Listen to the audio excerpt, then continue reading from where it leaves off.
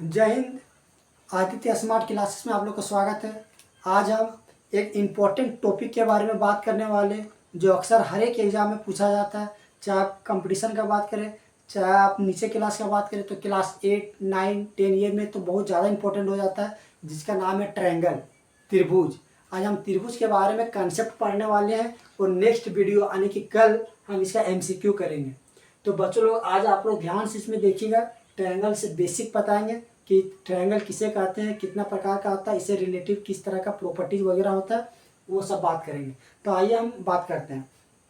तो सबसे पहले त्रिभुज, इस चैप्टर का नाम है त्रिभुज।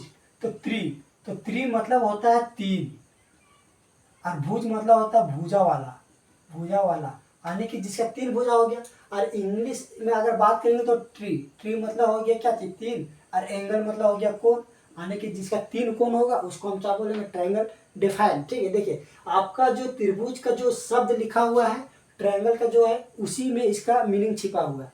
तो देखिए ये हो गया ट्रायंगल, अगर हम छापते हैं तो ये हो गया त्रिभुज, इसका नाम देते ABC, ये हो गया ट्रायंगल। तो ट्रायंगल में अगर हम परिभाषा बात करें, बहुत जन को परिभाषा भी नहीं पता रहता है। तो त्रिभुज का परिभाषा किसे बोलेंगे, तो तीन भुजा से, इसमें बंद वर्ड बोलना बहुत जरूरी है, तीन भुजा से बंद आकृति को त्रिभुज कहते हैं।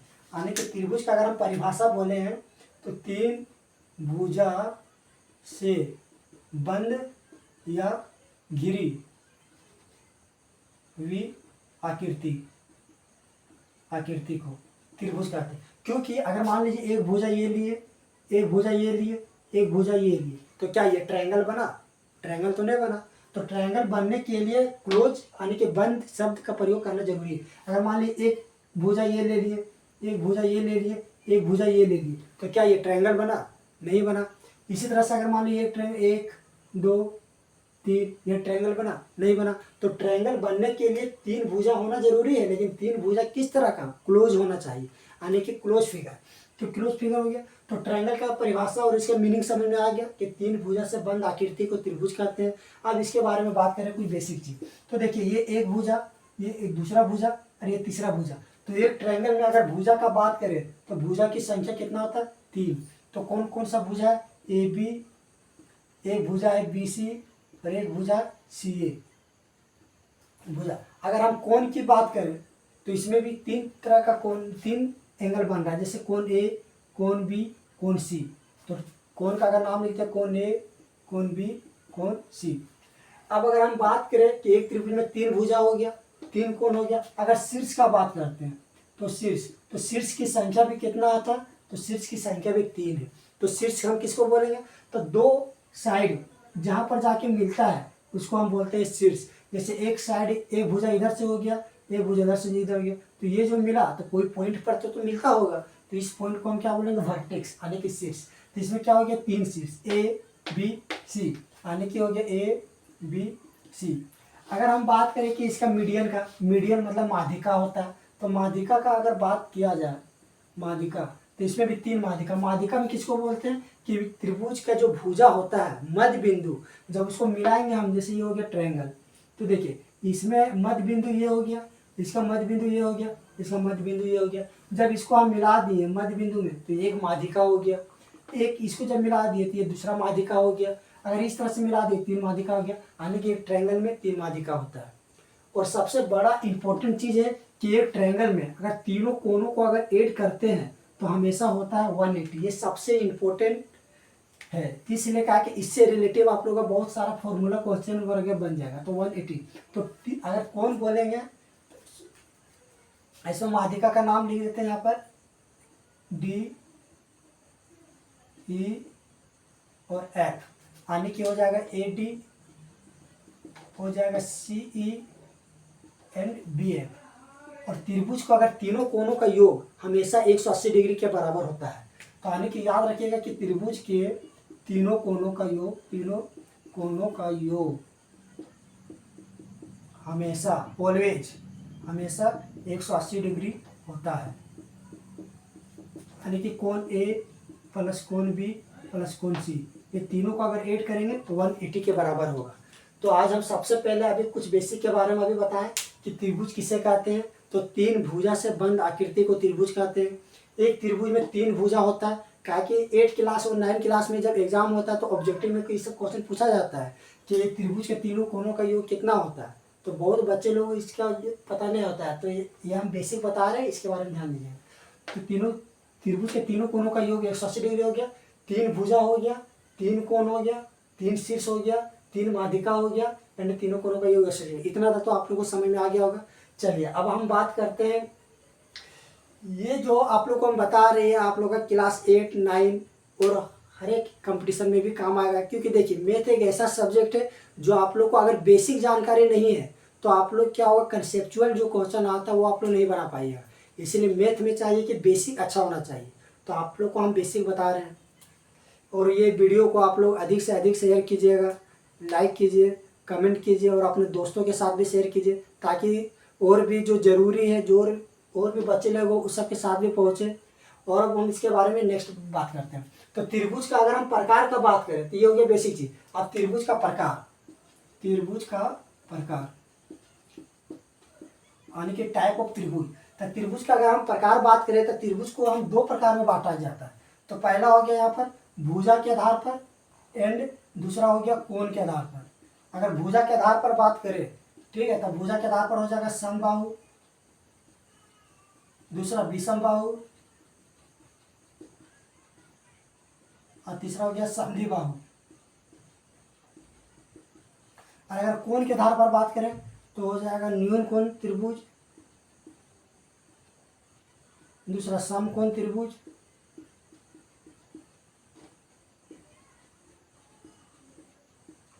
तीसरा हो जाएगा अधिकोण त्रिभुज। तो इसमें आप लोग को हम बताते जाएंगे और सारा इंपॉर्टेंट भी बताते जाएंगे। इससे कुछ इंपॉर्टेंट फॉर्मूला भी है, कुछ रूल भी है, कुछ प्रॉपर्टीज वगैरह है।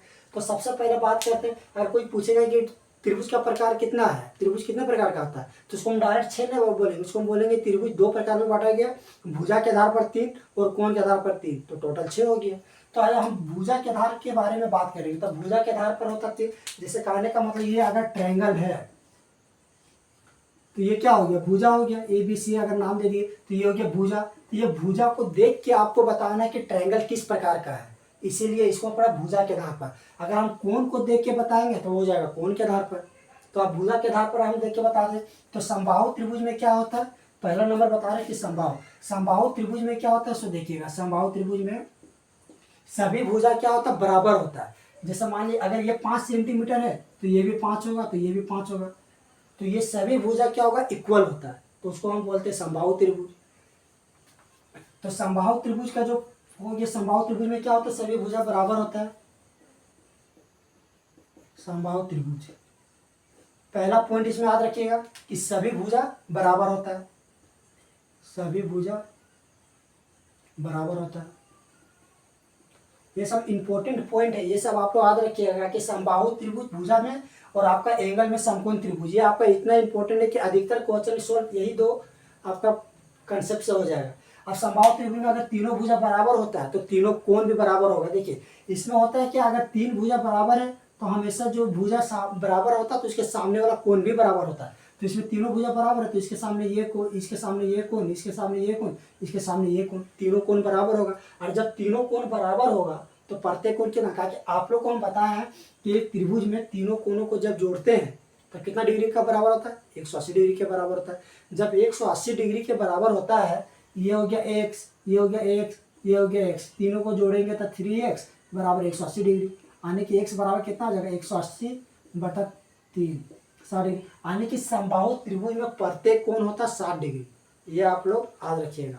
यानी क्या है, सभी कोण बराबर है तो सभी भुजा भी बराबर, सभी कोण बराबर बराबर, प्रत्येक कोण 60 डिग्री, प्रत्येक कोण 60 डिग्री का हो गया।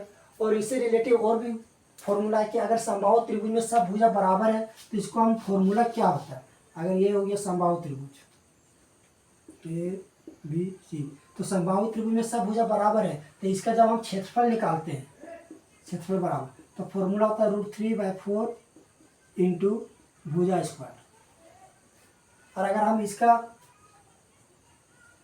हाइट निकालते हैं, ऊंचाई, तो √3/2 इंटू A होता है। तो ये चीज़ याद रखिएगा। आप लोग हम क्षेत्रफल के बारे में बता दिए, समबाहु त्रिभुज का क्षेत्रफल बराबर √3/4 इंटू ए स्क्वायर। और इसका अगर हम बात करें ऊंचाई के बारे में, ऊंचाई √3/2 इंटू ए। एक क्वेश्चन यहाँ से पूछा जाता है कि समबाहु त्रिभुज का जो परिमाप है यानी कि पेरीमीटर, परिमाप किसको बोलते हैं? तो परिमाप देखिए, परिमाप के परिभाषा आपको हम बताते हैं कि हर जगह पर ये शब्द यूज होगा। तो परि मतलब होता है चारों ओर, माप मतलब होता है मापना, मतलब कोई भी बहुभुज है, कोई भी पॉलीगोन है, तो इसके चारों ओर का जो डिस्टेंस होगा उसी को हम बोलते हैं परिमाप। अब ये त्रिभुज में अगर मान लीजिए ए बी एक बी सी 80 है, यहाँ से एक चक्कर हम लगा ली तो वो बोलेंगे परिमाप। तो त्रिभुज का जो परिमाप होता है इसका होता है 3a। इसीलिए कहा कि तीनों भुजा इसमें इक्वल है। ये अगर 5 है, ये 5 है, ये 5 है, तो इसका पेरीमीटर क्या हो जाएगा? 5 5 10 5 15, ये हो गया 15। तो आज आप लोग हम समबाहु त्रिभुज के बारे में बताएं। सभी भुजा बराबर होता है, सभी कोण बराबर होता है, प्रत्येक कोण 60 डिग्री का होता है, और क्षेत्रफल कितना हो गया? √3/4 इंटू ए स्क्वायर, और भुजा ऊंचाई हो गया √3/2 इंटू ए। तो ये हो गया आप लोग का समबाहु त्रिभुज के बारे में। और आज हम अगर विषमबाहु त्रिभुज के बारे में बात करें तो दूसरा पॉइंट में अगर विषमबाहु में, तो विषमबाहु में क्या होगा? विषमबाहु में विषम मतलब होता अलग और बाहु मतलब होता भुजा। तो जिसका भुजा क्या होगा? अलग अलग होगा। जैसे मान लिया अगर ये हम ट्रायंगल छापे तो ये भुजा दे दिए 3, ये दे दिए 4, ये दे दिए 8, या कुछ भी, मतलब ऐसा जो तीनों अनइक्वल हो।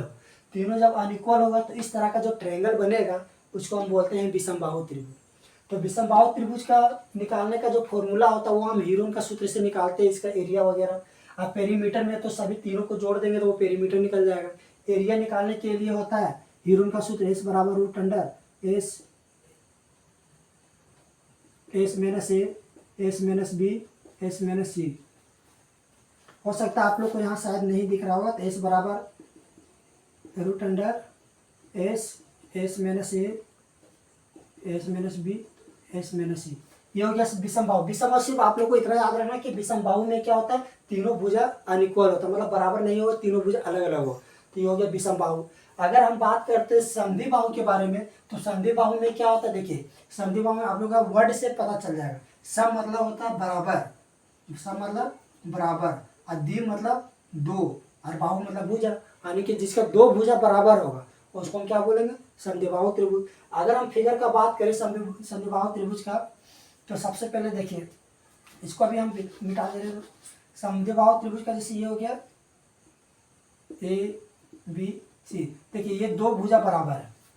जब ये दो भुजा बराबर है तो इसको हम क्या करेंगे? संधिबाहु त्रिभुज। अगर ये हो गया 5, ये हो गया 10 15, ये हो गया 15, ये तीसरा में कुछ भी हो सकता है, जैसे मान लीजिए 8 10 20 25। तो जब दो भुजा बराबर होगा तो इसको हम बोलेंगे संधिबाहु त्रिभुज। लेकिन इसमें प्रॉपर्टीज होता है, याद रखिएगा कि जब दो भुजा इसमें बराबर होता है तो उसके जस्ट सामने वाला कोण हमेशा बराबर होगा। जैसे ये 15 के सामने ये कोण और इसके सामने ये कोण, ये हमेशा इक्वल होगा। और इससे रिलेटिव बहुत क्वेश्चन बनता है जो आप लोग हम नेक्स्ट वीडियो में बताएंगे। तो सबसे पहले अगर हम बात करें कि जैसे अगर संधिबाहु त्रिभुज में क्या होता है, तो संधिबाहु त्रिभुज में कि दो भुजा बराबर, कोई भी दो भुजा बराबर, जैसे इसमें आपका AB है और ये BC बराबर है। जब दो भुजा बराबर है तो इसके जस्ट सामने वाला जो कोण होता है वो भी हमेशा बराबर होता है। तो इसका समूह भुजा बराबर, समूह भुजा के सामने वाला कोण बराबर, यानी कि देखिए AB ये बराबर है, इसलिए इसमें बराबर है, तो इसके सामने C और इसके सामने B, यानी कि कोण B बराबर कोण C, कोण B बराबर कोण C। ये आप लोग याद रखिएगा, और इसमें ये भी याद रखिएगा। बस भुजा के आधार पर बस आज आप लोगों को बेसिक बताए हैं। नेक्स्ट वीडियो में आप लोग को हम कोण के आधार पर जो न्यून कोण, समकोण, अधिक कोण, जिसमें से सबसे इम्पोर्टेंट है समकोण त्रिभुज के बारे में बात करेंगे। और कल इससे रिलेटिव जो ट्रायंगल से जो बेसिक होता है उससे रिलेटिव कल क्वेश्चन करेंगे। तो उम्मीद है कि आप लोग को ये वीडियो पसंद आया होगा, जो आप लोग को बेसिक है। क्योंकि मैथ में आप लोग को हम बता दिए कि जो भी क्वेश्चन बनेगा वो आप लोग को जब तक बेसिक कमांड नहीं है तो फिर आप लोग क्वेश्चन नहीं बना पाइएगा। इसीलिए आप लोग को ये वीडियो देखिए, अपने दोस्तों में शेयर कीजिए, अगल बगल बताइए, ताकि आप लोग जो भी ट्रायंगल या फिर जो भी मैथमेटिक्स में प्रॉब्लम होगा नेक्स्ट वीडियो में आप लोग कमेंट के आधार पर बनाएंगे। Thank you.